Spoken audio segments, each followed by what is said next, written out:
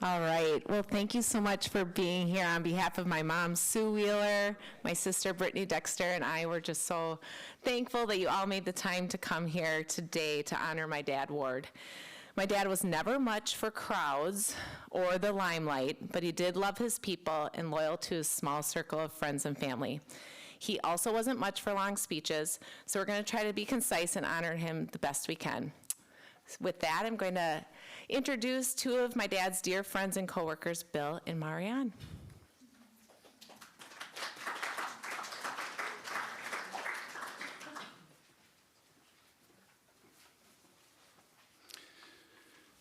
Good afternoon, everybody. Thank you, Mackenzie. I was asked by Sue about last week, right after Ward passed, and she said, Ward never talked about work. What did he do? And I said, well, he was pretty impressive. So she said, would you be willing to speak a little bit? And I kind of got a little assistance here from Marianne. So we're going to kind of go over and kind of cover a little bit about what Ward did when he left at 8 o'clock in the morning, came back home at 5. So back around 1990 or so, Ward started his state service with the Department of Economic Security. Ward was an unemployment insurance auditor, so he would go out and he would audit companies of all sizes. And he says, the unique thing is I could end up going to a company and be in their conference room or whatever. And the next day I could be in somebody's kitchen drinking a cup of coffee, working out of a shoebox of receipts and audit the company that way. So it really covered a big gamut of sizes and where he actually ended up in a day. In the fall of 2000, he went to MnDOT and he joined the construction office, and he was a labor investigator where he investigated prevailing wage and contract fraud issues for the state. Prevailing wages, if you don't know what it is, it's a wage that has to be paid to employees if they're working on a government contract. And they don't always pay the wage correctly. Ward was one of the people that made sure that they did pay the wage. And if they didn't, that was where his investigation started. So Ward, over the years, about 8 years, he returned hundreds of thousands of dollars in wages to employees in the state of Minnesota. So one project in particular, over $250,000 he returned to the employees on that job. So when I say he was pretty amazing, he was. If a company didn't give Ward what he needed, and he thought that they were maybe holding back a little bit, Ward and his bosses would get together, and they would also use the Office of the Inspector General out of Chicago and the FBI. And I don't know if you guys know about it, your dad and grandpa served search warrants with federal agents. Oh.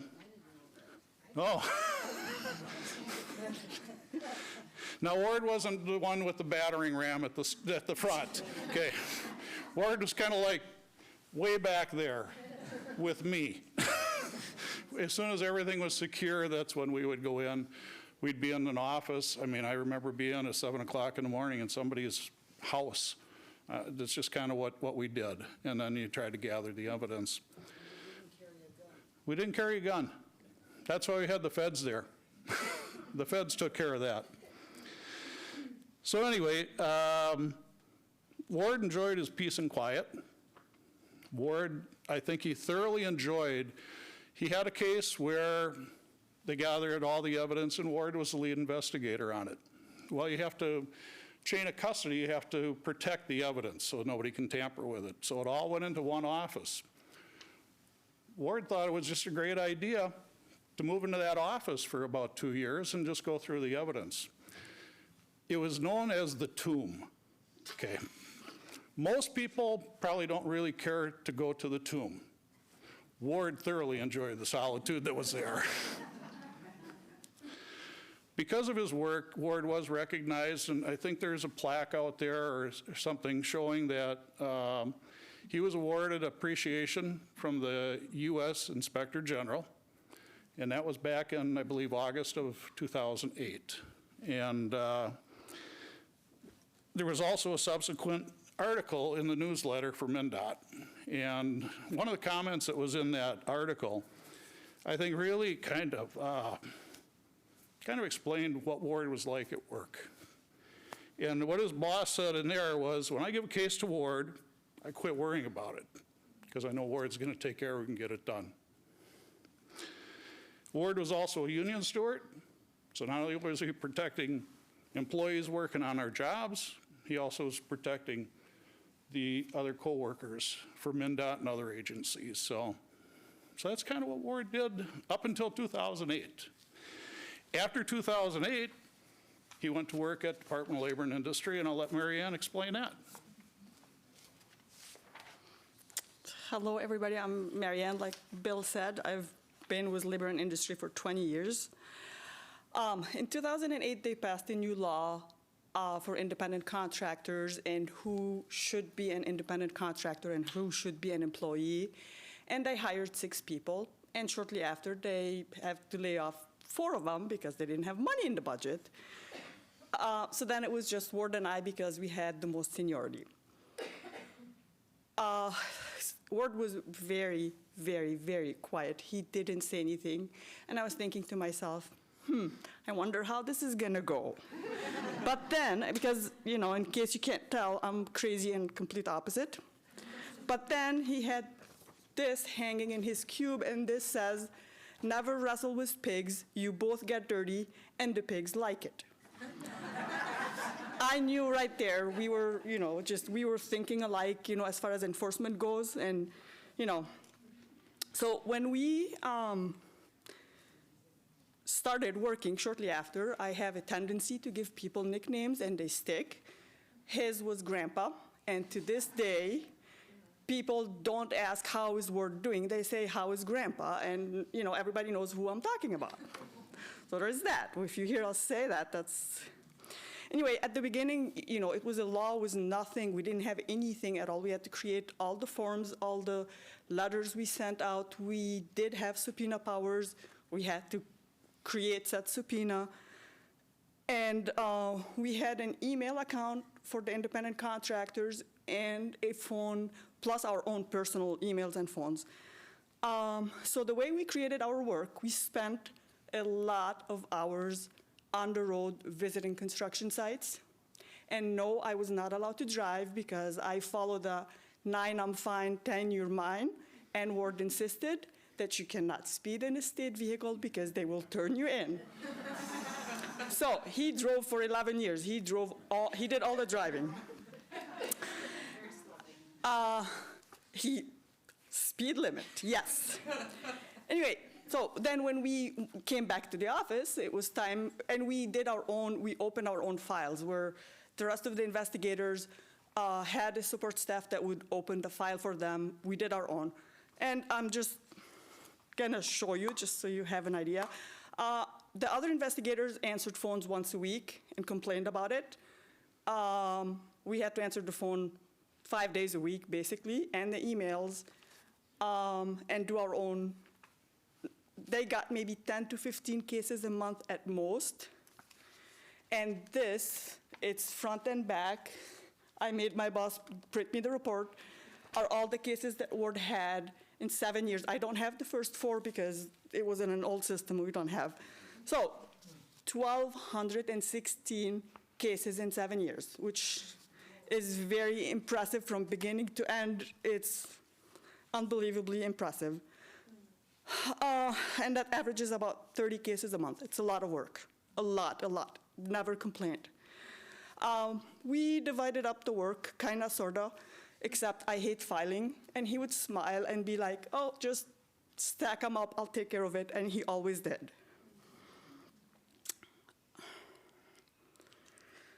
And then I will just share this with you. This is the duck. Ward got this from a coworker when he was working at Deed. And enforcement work is not always easy. Self-doubt sets in very quickly. You think, do I got it? Do I not have it? And Ward told me, he said, if it looks like a duck and it quacks like a duck, it is a duck. It sat on the wall of his cube for 11 years. And then when he retired, he handed me the duck. So now it sits on my wall, and I know that Grandpa's always watching over me. Thank you for the chance for me to talk about a good friend. Thank you.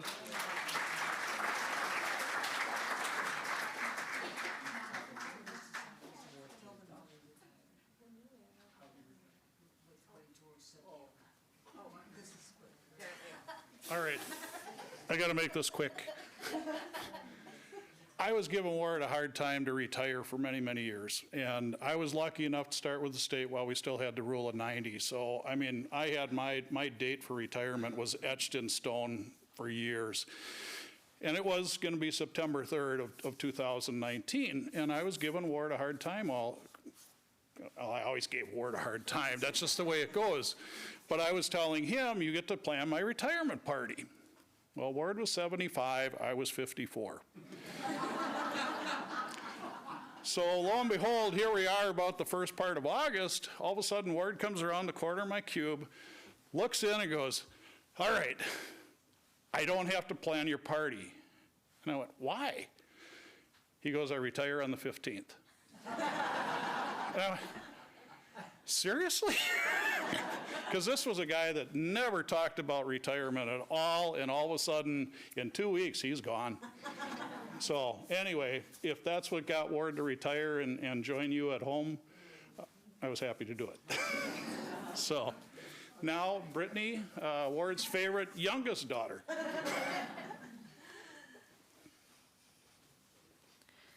Hi, I'm short, unlike everybody else who's up here. All right. So, I'm Brittany, Ward's baby, I guess. And, all right. So, as you know, my dad was a man of few words, so I'm hoping I can keep this brief. We'll see how I do. I, like my mom, am not known for my brevity. Well, my dad may not have always spoken up. You always knew what he was thinking. He didn't need words for that. That twist of his lips right before he let loose a sharp joke, catching everyone off guard.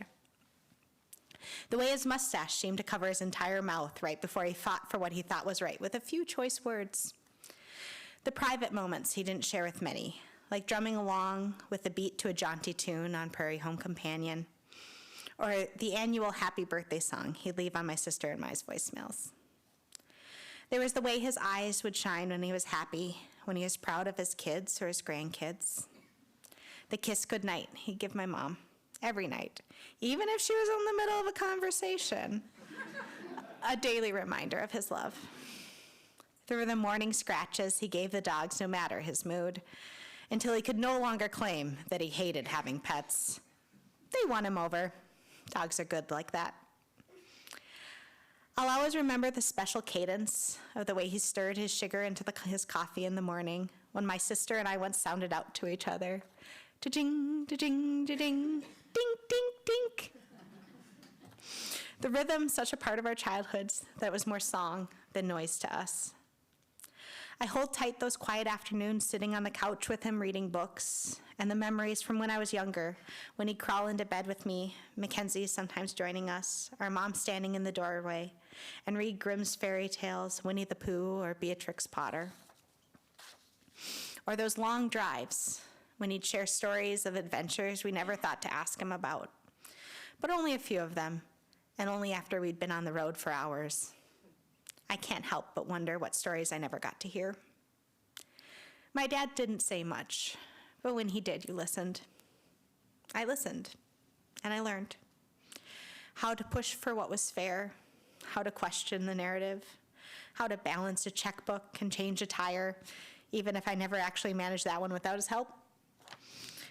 How to love quietly in the spaces between. We're all here because my dad touched each of us in some way, some small, and some so big it feels like there's a Ward-shaped hole left where he should be. For a man who said little, it turns out he meant a whole awful lot. I love you, Dad, and I'm gonna miss you.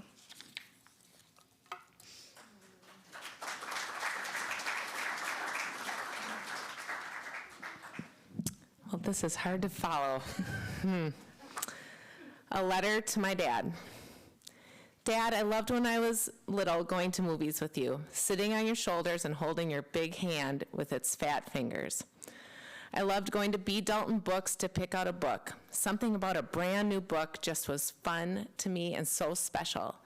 Reading was something we had in common. I remember dusting bottles at the liquor store and counting the cash and putting it into neat piles with the bills facing the right direction. I remember then going to the bank and getting a safety sucker. I enjoyed spending time with you in your world. I remember you listened to NPR as you worked on things. Click and Clack was one of your favorites. When I was in my 30s, I started listening to them, and I'd come home and tell Matt what I thought was wrong with our car. I was actually right a few times. You were the first person I'd see in the morning growing up. You'd wake me up and ask me what kind of toast I wanted. I think you liked when I picked out cinnamon sugar toast because you always took a bite out of it as a carrying charge. You'd be sitting in the soft glow of the light of our kitchen table in your bathrobe. You'd stir some sugar into your cup of coffee 3 times around, and then a quick tink, tink, tink on the side of the mug. Obviously, we didn't read each other's talks. And you'd read the paper. You weren't much for talking in the morning, but you'd make sure I was fed and out the door. Maybe you'd ask me some logistical questions or quiz me on my spelling words or multiplication tables. Until I started to write you this letter, I hadn't connected that I make breakfast for my kids too. We must have both believed that breakfast was the most important meal of the day. You would correct my papers because we didn't have spell check on our computer. It wasn't until I was older that I realized you weren't that great of a speller, and you missed a lot. I'm still annoyed that my grades would get knocked down for spelling when the other kids had spell check. Did you have a spell check, Brittany? Ugh. As I was in high school, my life got bigger and louder. You tolerated Allison and my friends barging into the house shouting. Acts of service was how you showed love, so driving me early to Armstrong for student council meetings and math help, checking the oil on our shared vehicle, and worrying about how much I was involved in was how you showed me love. Worry was your other love language. You were always tender-hearted, you worried for us. When I started running long distances, you told me we only get so many heartbeats in a lifetime and that I was using them all up by running. I think you didn't love the idea of me being in pain. As an adult, I enjoyed meeting you at Cecil's for lunch when I worked at Friends of the Orphans. You'd get the Reuben and I'd get the Rachel, and we would talk about whatever. Mom was always a little jealous, but I liked the one-on-one time. Once I expressed to you that I wish you called me more. You were worried I was too busy to talk, and I assured you I'd love to talk to you. But you weren't much for chit-chatting or calling. You were better one-on-one, because why would you call someone for no reason? I loved you as a grandpa, holding the little babies and reading them books. You loved the grandkids, and they loved when you would be at their games, concerts, and performances. I've been thinking about your attributes over the last week. You didn't know how to lie, Dad. I love that about you. You told the truth, and if you didn't have something nice to say, you didn't say it at all. Your world wasn't huge, but you were loyal to the people in it. After your mom died, you faithfully went to visit your dad. After your brother died, you made sure to call Colin, who really took the loss of his dad hard. You had lunch with the people you enjoyed, but you were also very content being home with Mom and the dogs. You were loyal to Mom and stood by her. You were a hard worker, which we've heard today. If you said you were going to do something, you did it, and to completion. I think that was something I caught from you. You had a strong compass of right and wrong.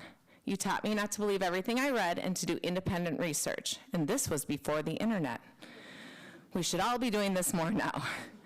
You didn't hesitate to write a letter if you thought something was wrong, unjust, or inaccurate. I've written my share of letters over the years as well. However, my letters have a different tone, typically with some exclamation points, maybe a smiley face, and I'm quite sure yours never had an exclamation point. My last letter I wrote was to bring peach fresca back after the pandemic. I wrote 2, actually, and thank you, it's back. So, or you're welcome, actually. You had a dry, witty sense of humor, and I always loved when you laughed because I knew it really did tickle you if you laughed. This winter, we played the name game with our family, and you won because no one guessed that you would have written down the singer Pink as your name. You were practical and not materialistic in the least. You're still wearing clothes from the 1900s, and some were my hand-me-downs from high school when all I wore was baggy clothes. Some of that was your Norwegian English background, I think. No need to be showy and waste not, want not. You did not desire or seek out recognition for your hard work. You did the right thing because it was what you do, not because someone will notice. You and Mom really were yin and yang, two opposites, but it worked for you both. She got you out of your comfort zone, and you were a governor to her high-revenuing engine. You both let each other be who you are. You didn't try to change Mom, and you let her run with a lot of things that I know made you worried or uncomfortable. You loved each other and went through a lot of things over the last 51 years of marriage. You grew and changed and lived this life together, and she's gonna miss you so much. She told us the story as we were by your bedside of when she knew she loved you. It was after an art show at the MIA, and it was raining, and you said you would go get the car. She watched you sprint out in the rain and past tons of people, and you pulled up in the VW to pick her up. I asked her, so was it when he was willing to run in the rain and get you the car you knew he was the guy for you? She said with a grin, no, it was watching him run.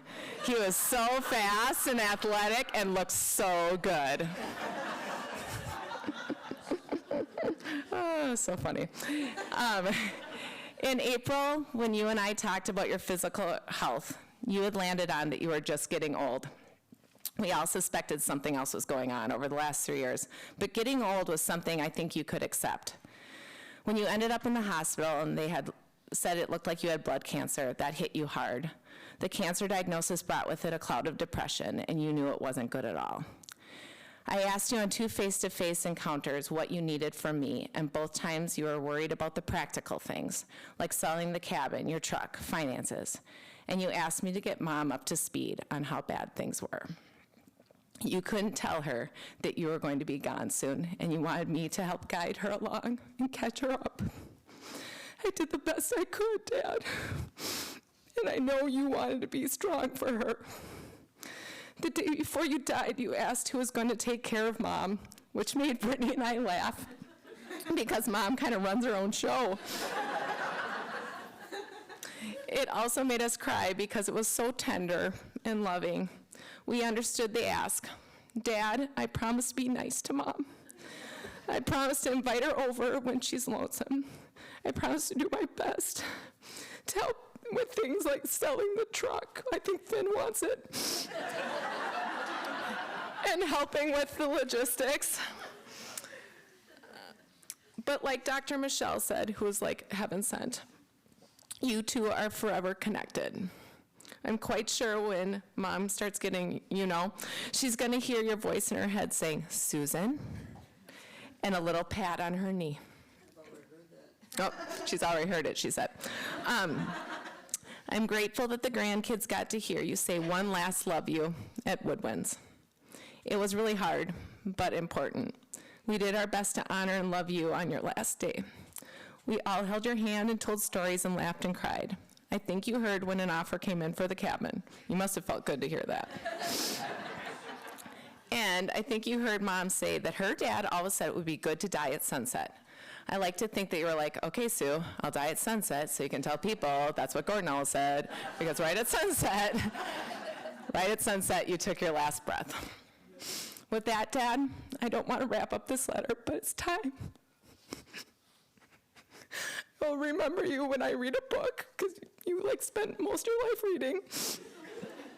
Watch a sunset and look at my big wide feet as I watch Soren grow up into a man, because I think the Wheeler genes are really strong in that kid.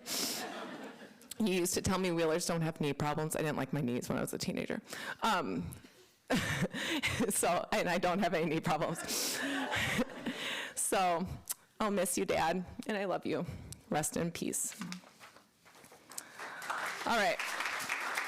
So now, this is really awkward. So now you're just going to go back outside, and we've got food and drink, and my dad, he owned a liquor store. There's beer and wine, and please just tell us stories, if you know, I just learned about a million things about my dad from his coworkers. Please tell my mom or sister or another day, but thank you so, so much for being here, and hopefully we get to see you here tonight. Thanks.